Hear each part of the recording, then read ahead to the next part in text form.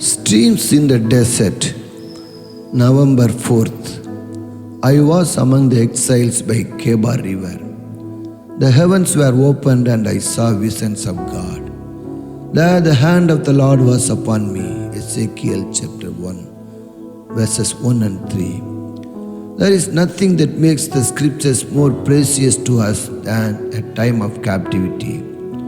The old psalms of God's word have sung for us with compassion by a stream at Babel and have resounded with new joy as we have seen the Lord deliver us from captivity and restore our fortunes like streams in the Negev. A person who has experienced great difficulties will not be easily parted from his Bible. Another book may appear to others to be identical, but to him it is not the same.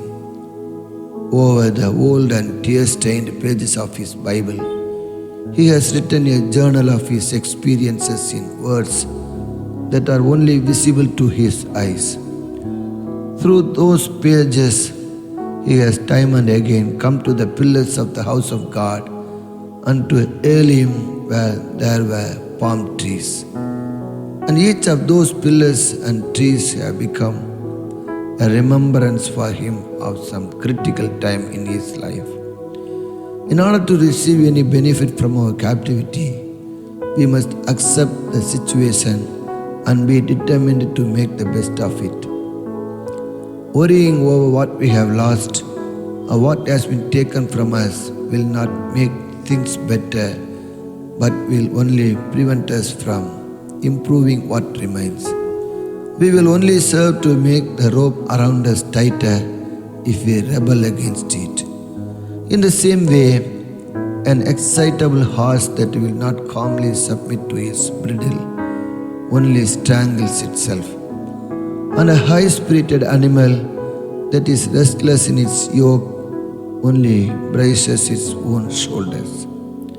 Everyone will also understand the analogy that Lawrence Stern, a minister and author of the 18th century, penned regarding a starling and a canary.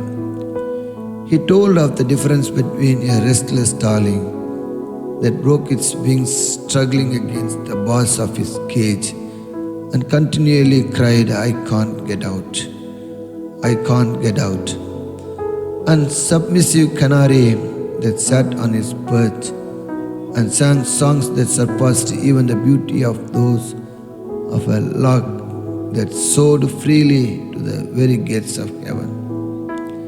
No calamity will ever bring only evil to us if we will immediately take it in fervent prayer to God. Even as we take shelter beneath a tree during a downpour of rain, we may unexpectedly find fruit on its branches. And when we flee to God, taking refuge beneath the shadow of His wing, we will always find more in Him than we have ever before seen or known. Consequently, it is through our trials and afflictions that God gives us fresh revelations of Himself. Like Jacob, we must cross the ford of the Jabbok if we are ever to arrive at Peniel, where he wrestled with the Lord and was blessed by Him, and could say, "I saw God face to face, and yet my life was spared."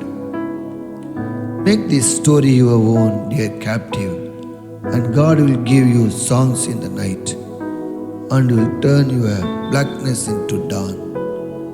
Nathaniel William Tyler. Submission to God's divine will is the softest pillow on which to rest. It filled the room and it filled my life with a glory of source unseen.